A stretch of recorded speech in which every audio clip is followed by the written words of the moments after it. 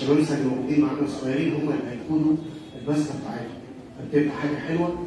يبقى الولاد بيتعلموا ان هم يكون في حاجه اسمها بسطه، في حاجه اسمها جهل، ونعلمهم ازاي يحضروا في الكنيسه. ان شاء الله لغايه ما نعملهم ان شاء الله يوم العيد الصبح. كل سنه وانتم طيبين.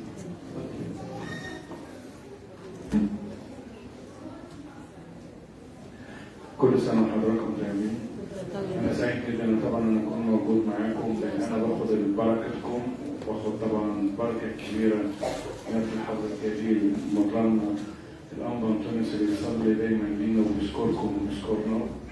باخد بركة طبعا من بركتها لأنه أنطوني وأنا بحب يعني الأنبا أنطونيوس، وأبونا طبعا فرواتير هو أخويا في الكهنوت، يعني إحنا الاثنين مرسلوسات بس قبل 5 دقايق وهو الكبير، يعني ال5 دقايق دول فرقوا كتير.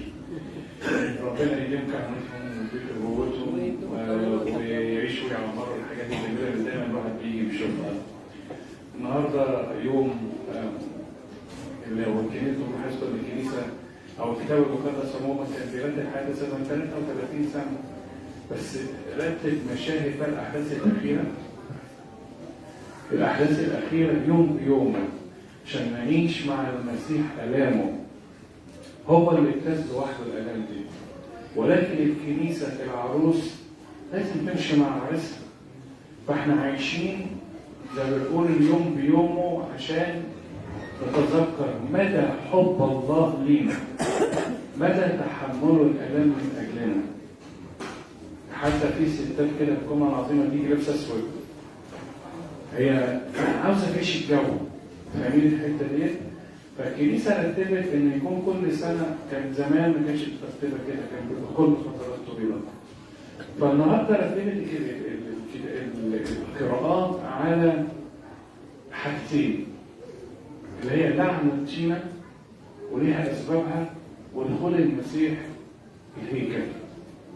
الغريب إن امبارح دخل المسيح فرحان ومبسوط والشعب كله كان بيتهلل، ودخل الهيكل صح؟ ورجع تاني قاعد فين؟ في بيت عنيا. اشمعنى بيت عنيا؟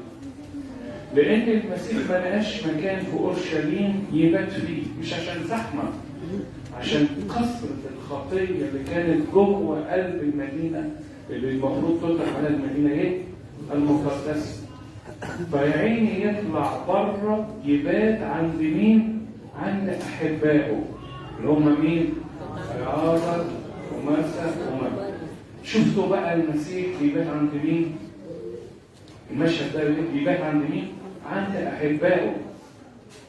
ما يباتش في أورشليم اللي كلها مشاهد صعبة، مؤامرات، رياء، كبرياء، حاجات كتير قوي هنتكلم فيها. فدي أول حاجة لازم نتعلمها النهارده، إن المسيح بيرتاح في بيت مين؟ أحبائه، لأنهم أحبوه وهو أحبهم.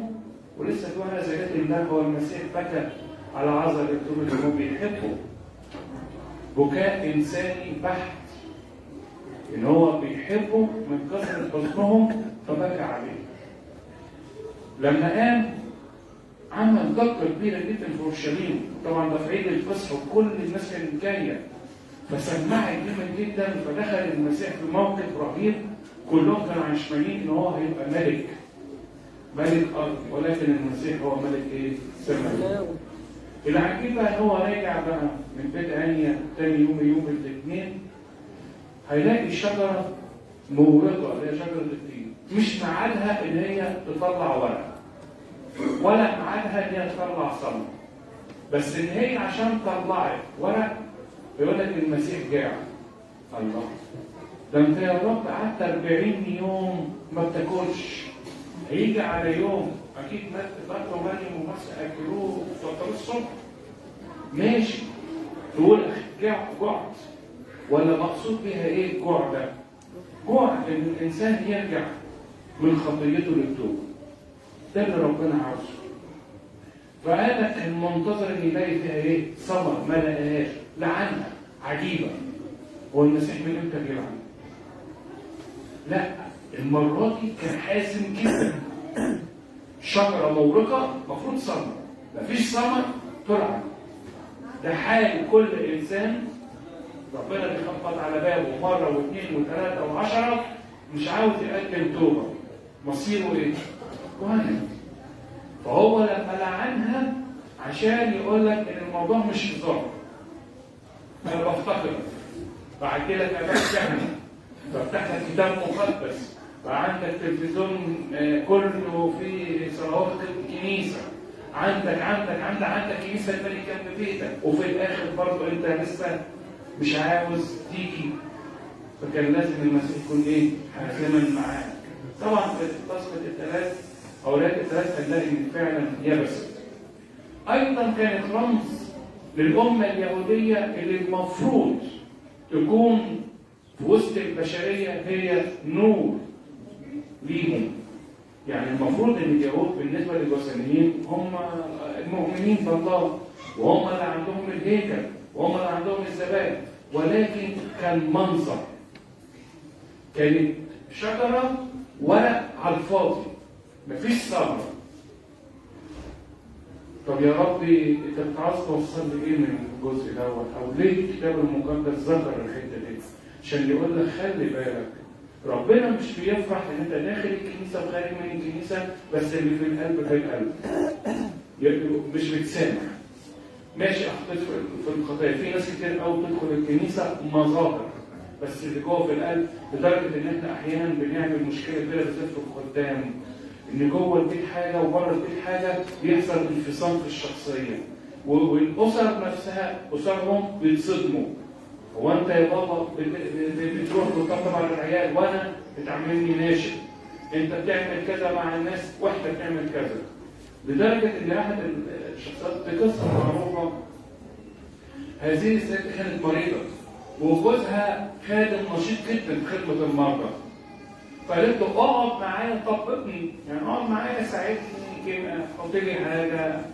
قال لها انا مش فاضي. ليه؟ انا عندي خدمه مرضى. راح نزل وراح على خدمه ايه؟ المرضى، وسايب ايه؟ مراته المريضه. راحت عملت ايه؟ راحت بتصل تليفون غريب.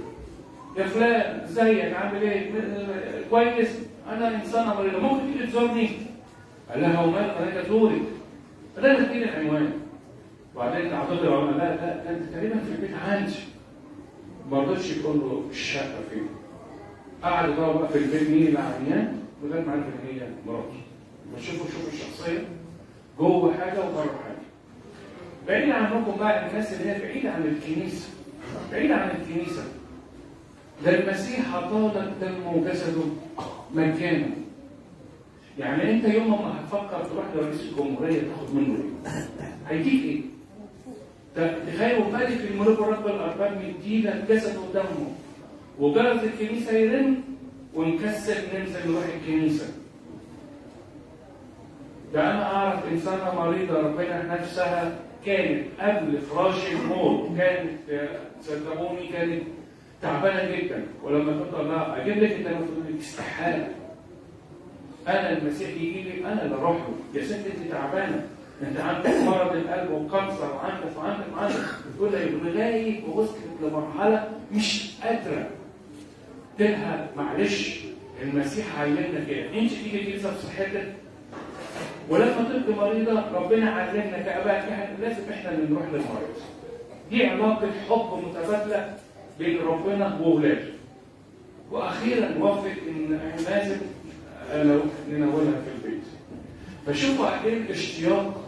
واعتقد انتم فاكرين كان ماشي كده نزل على الفيسبوك وايام الكورونا الست الكبيره اللي كانت بتقف قدام الكنيسه ايام الكورونا الساعه 6 الفجر تصلي عشان ربنا يفتح باب ايه؟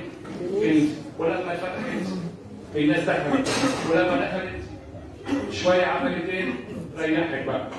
فالمسيح يقول لك خلي بالك انا جاي اخلصك وجاي اساعدك وجاي اخد بايدك.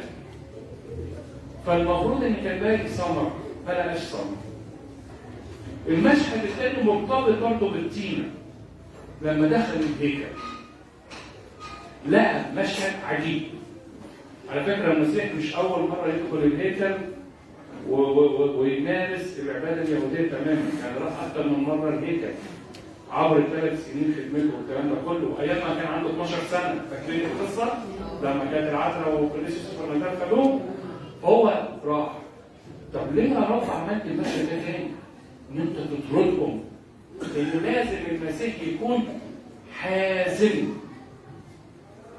خلاص هم 5 3 4 ايام هيقدم جسده قربانا وذبيحه، هو ده الذبيحه الاعظم، فكان لابد ان يكون حازم. شفت الويلات اللي الكتبه والفريسيين عملها؟ كانت شديده. دي حاجات حازمه كان المسيح لابد ان هو يعملها.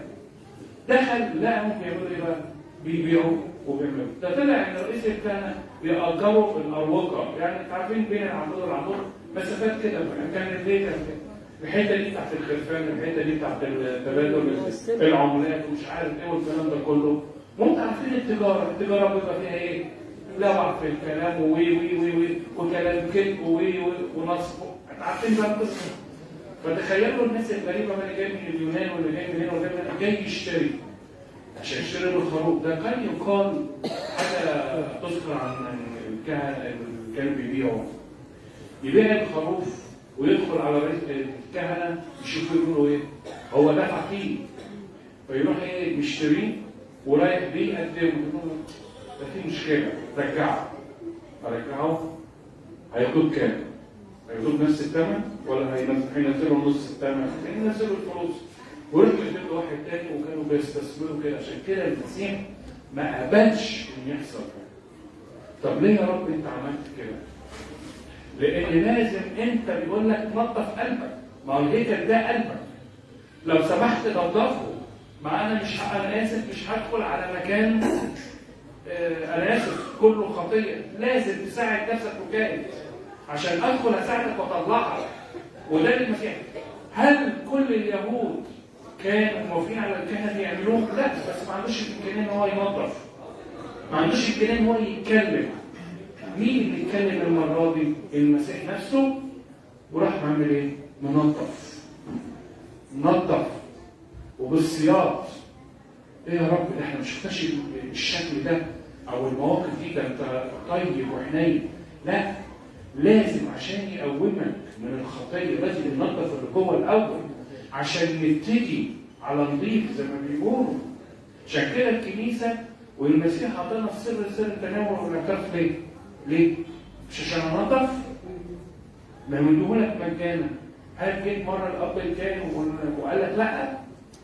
لا، ما حصلش. نظف. وكمان عشان تنظف تتناول تاخد جسد ودم المسيح. صح ولا لا؟ يبقى دي عمليه تنظيف زي اللي عملوا فين؟ في الهيكل. وايضا السيد المسيح عاوز يقول لنا اوعى تفتكر ان اللي انت ممكن، يعني في ناس بتستغل الكنيسه استخدامات خاطئه. بمعنى انا داخل الكنيسه خارج الكنيسه وانا زي ما انا في خطيتي او انا في تجارتي اللي مش كويسه او فبالتالي بدخل المسيح يقول لا، ما ينفعش الكلام ده. او انسان يدخل وتعب مراته وتعب عياله ومزعلهم وعامل صانع خصام وعامل مشاكل كثيره بين الاهل والاحباب، او انسان ما كانش امين في شغله. كل ده يدخل الكنيسه وربنا يقول لك لا، انا ما بقبلش الكلام ده. كل ده لازم يتنظف ويطلع. وشوفوا حتى قصه ذات الفلسفه. ليه؟ ربنا عالم بمحبتها لله ان هي بتنفذ الوصيه من الحب. فربنا يخلق. طب ما في ناس كتير قدمت ذهب كتير وقدموا دنانير وشيكلز كتيره وحاجات كتير قوي وخلفان وعقول واخره. المسيح ما بصش لده. بص لمين؟ الست الغلبانه.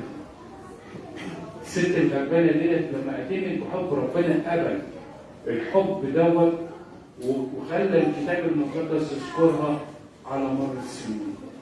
يبقى اذا يا احبائي اليوم ده ربنا بيقول لك نظف قلبك، نظف حياتك، نظف بجد عشان تستقبل المسيح يوم الجمعه العظيمه المطلوب. وده مش الجمعه العظيمه وخميس العهد عشان يغسل رجليك.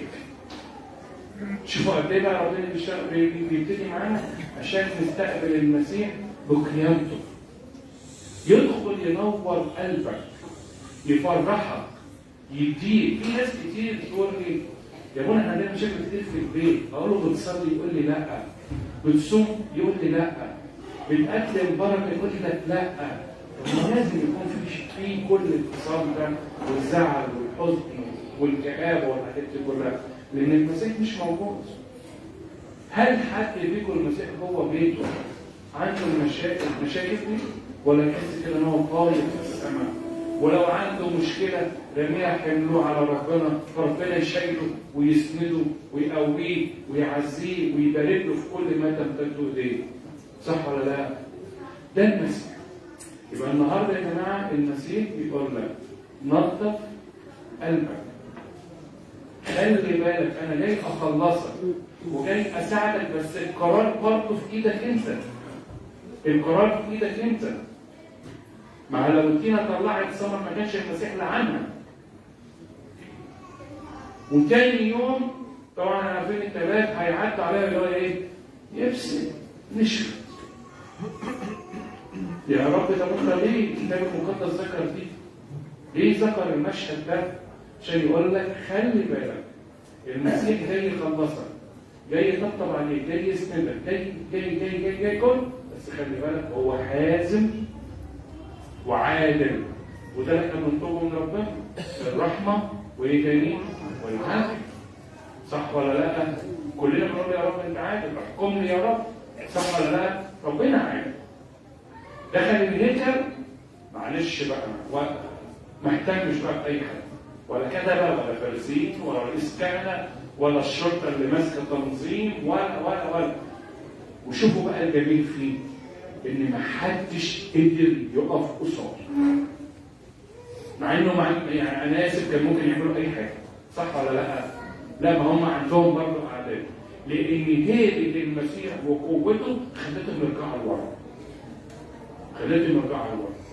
واخر انجيل احنا قريناه النهارده دلوقتي قال ايه؟ اسهروا. يبقى انت نظفت قلبك لازم تسهر على ايه بقى؟ على خلاص نفسك، على حياتك، على بيتك. صح ولا لا؟ اللي هو السهر الروحي زي كتاب البابا شونا كده لما اتكلم عن السهر الروحي. صح ولا لا؟ يبقى دي الختام بتاعت النهارده. اسهروا على خلاص نفوسكم.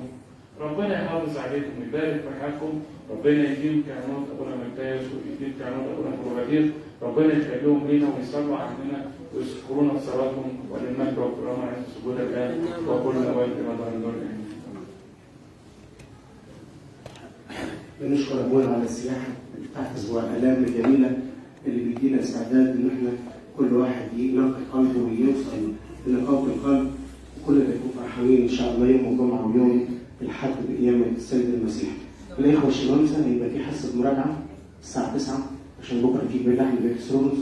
يا ريت الاخوه الشمامسه ينتظروا عشان نراجع مع بعض، مفيش فرصه بكره ان شاء الله. وان شاء الله في بسخه بالليل الساعه 10 من 10 ل 11 احنا بنصلي فيها الساعه 11 علشان الناس اللي بتخلص اشغال متاخر بعد الساعه 8 ونص تلحق تيجي تحضر معانا ان شاء الله.